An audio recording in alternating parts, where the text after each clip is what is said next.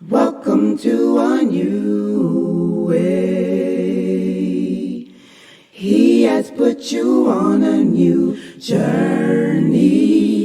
Hold close to him and follow what he says. Sent the final prophet Muhammad to mankind a mercy.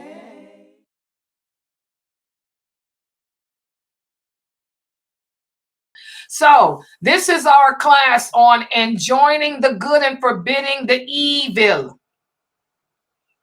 Very important topic. Why is it important? Because enjoining good and forbidding evil is an obligation upon every Muslim on this planet.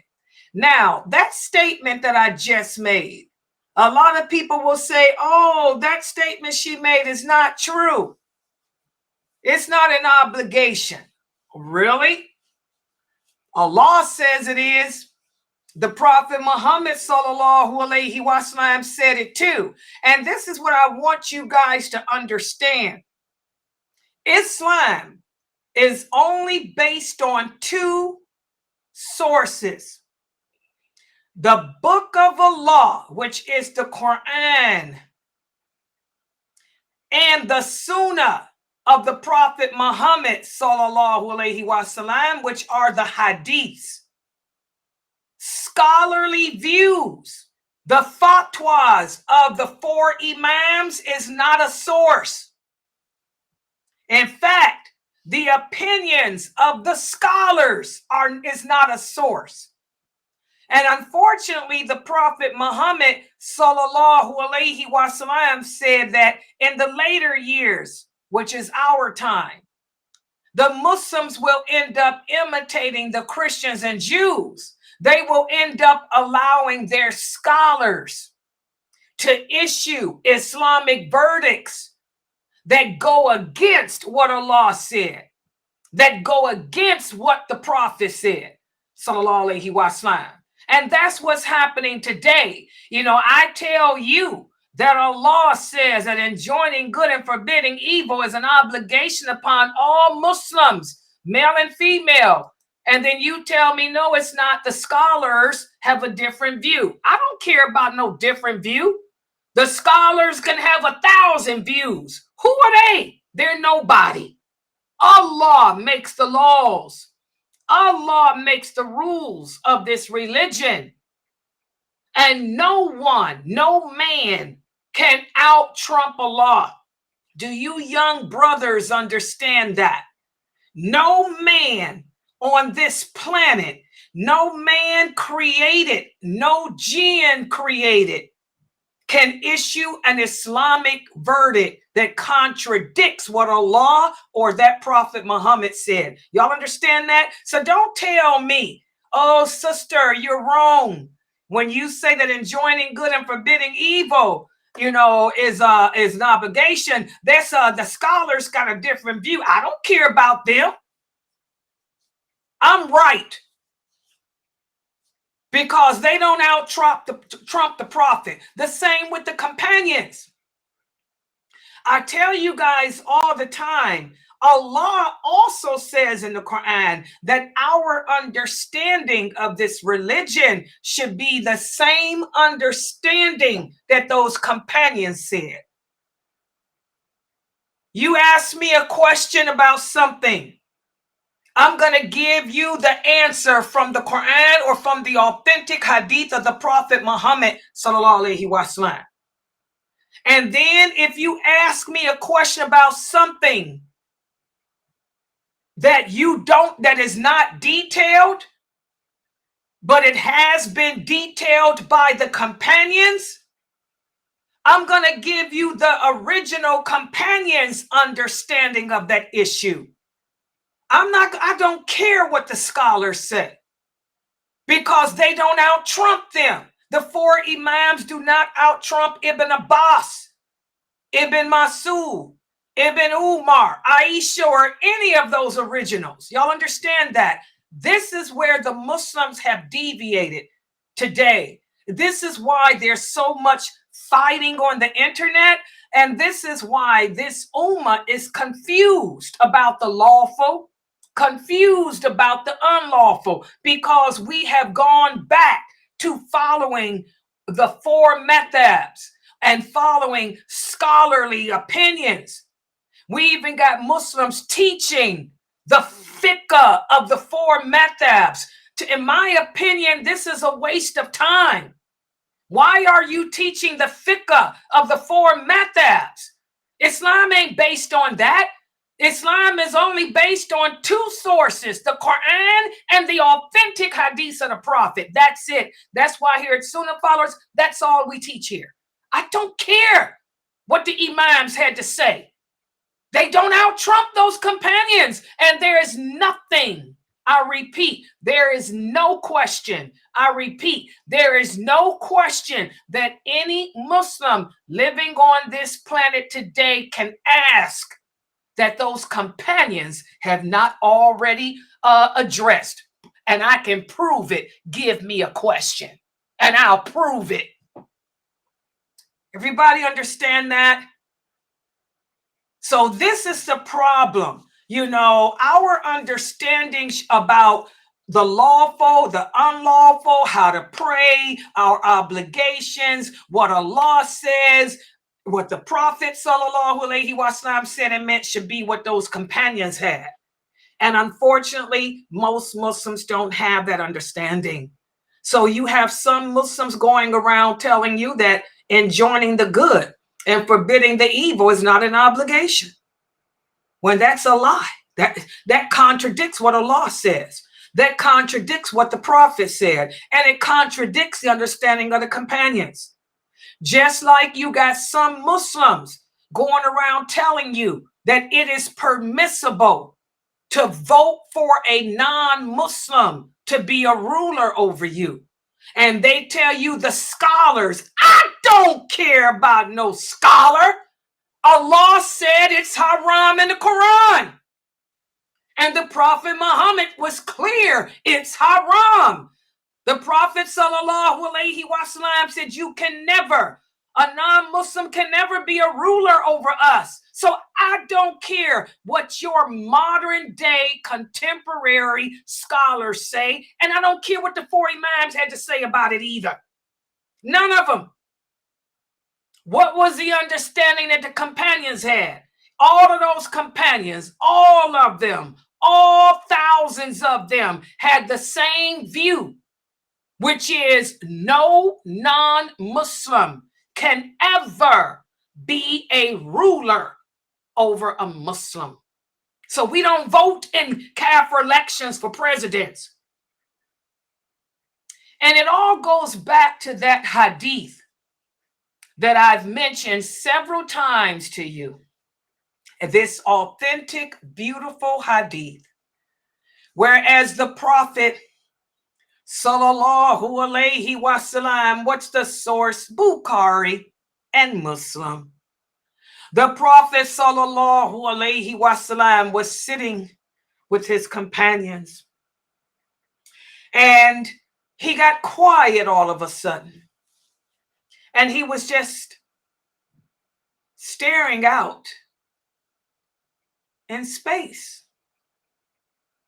And when he did that, the companions knew that he was receiving a revelation, because he would stop and just stare, and then he'd sweat.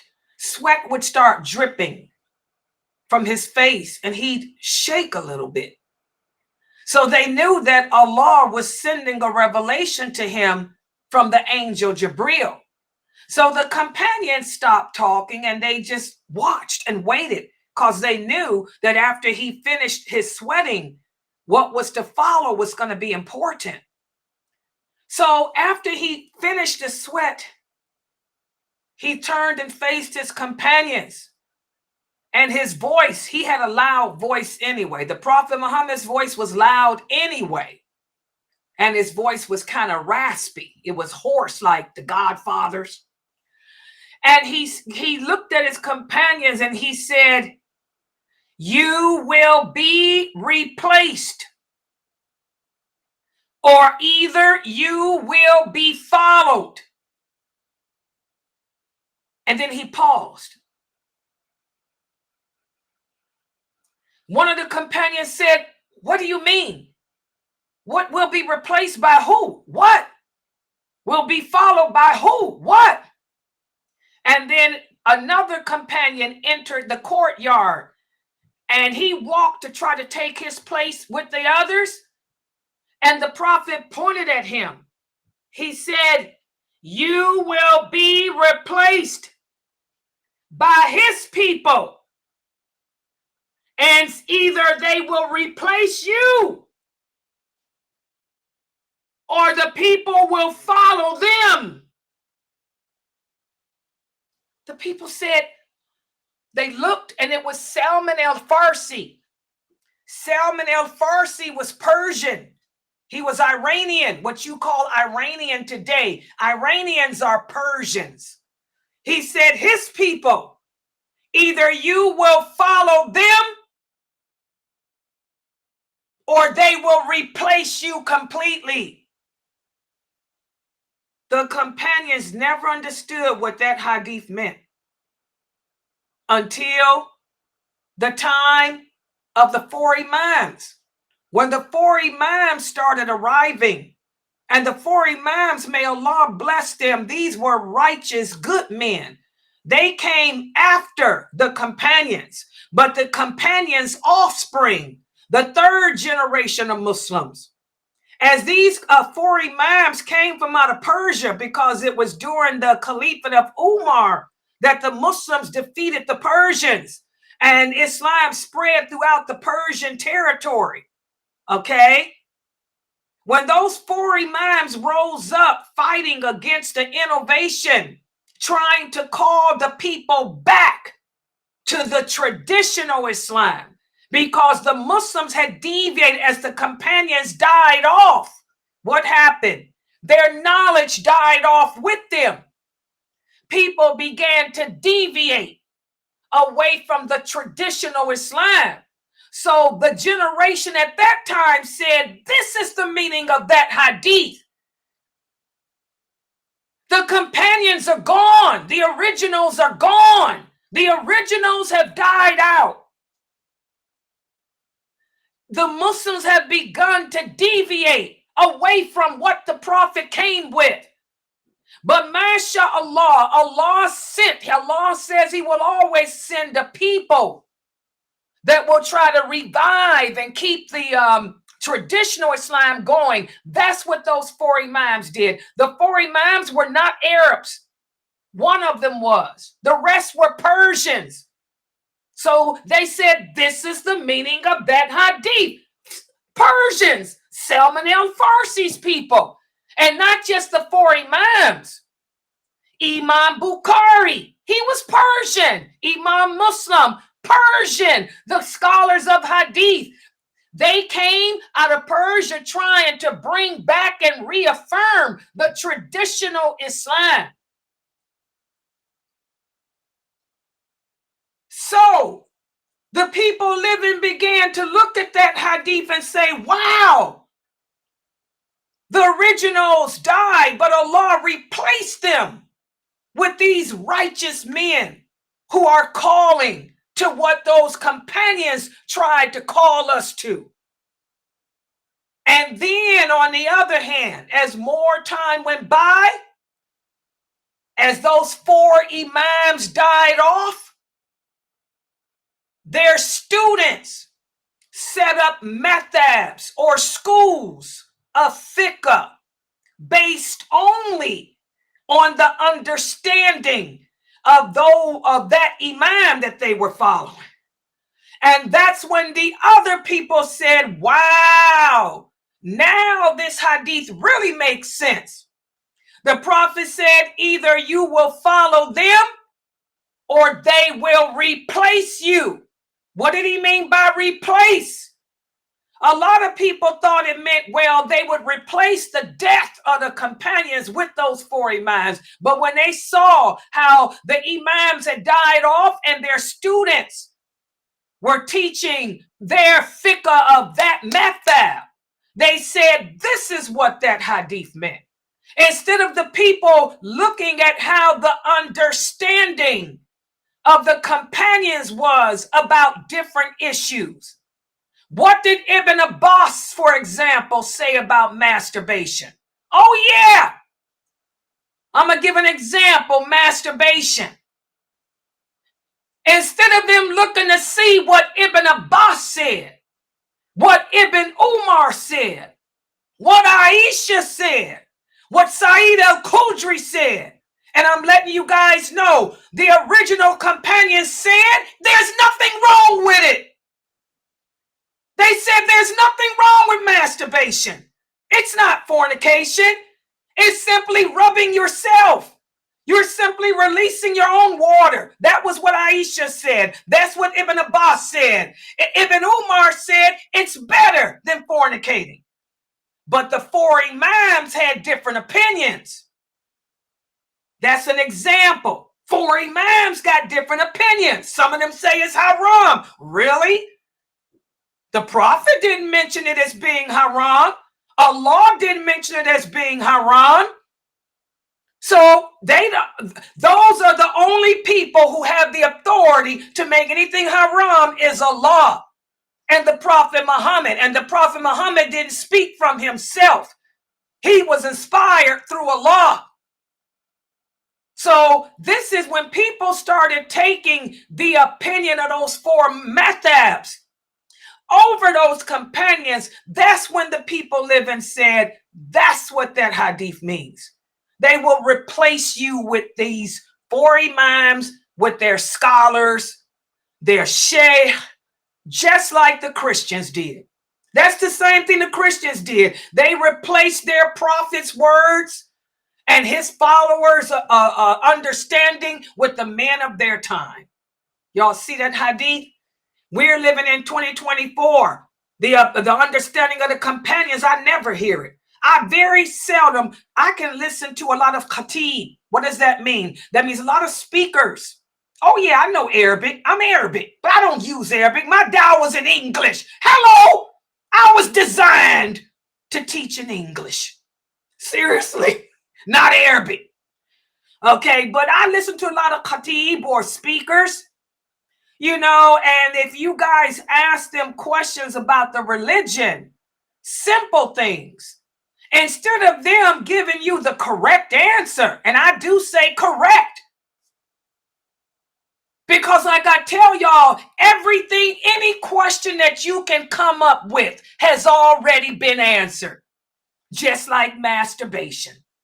Any question you come up with, I don't care what it's about, it was already addressed by Allah, his messenger, and those companions. Allah perfected this deen and he completed it. He left no loophole. I don't care what these brothers tell y'all, ain't no loopholes. And I always prove it to you. Okay? I'm the prove it sister.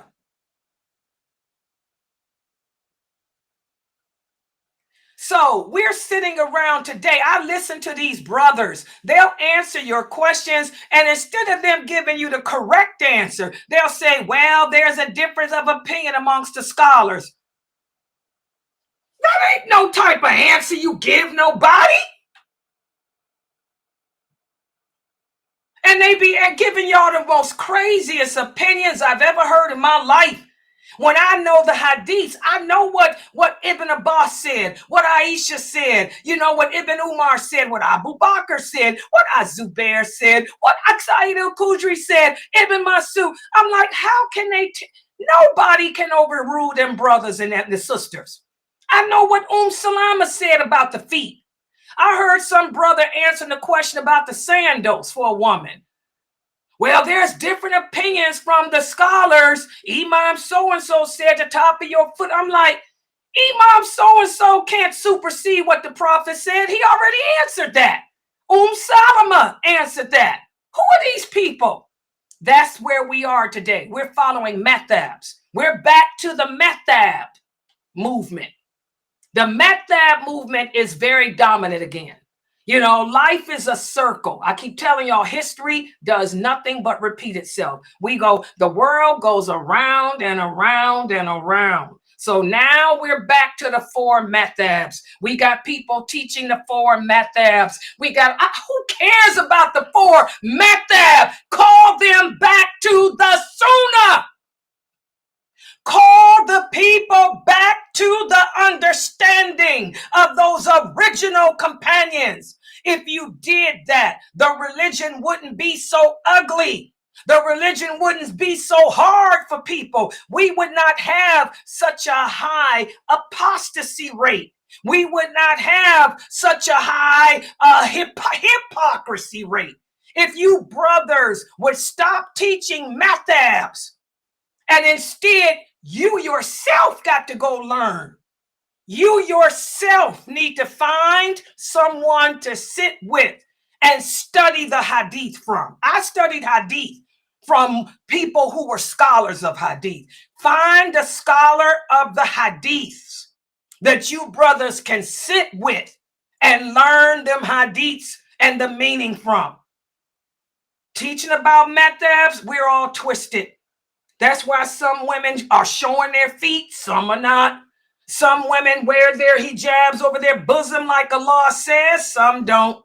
Some brothers got a beard, some don't. Some people eat pork, some don't. Hello. Chaos, confusion, and war.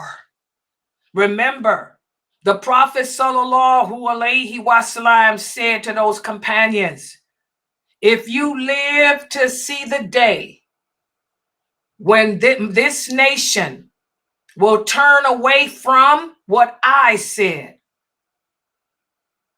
will turn away from what Allah said, and they will adapt understandings other than what you are upon and what the forward leaders that come after me are upon. If you live to see those days, expect Allah to send war.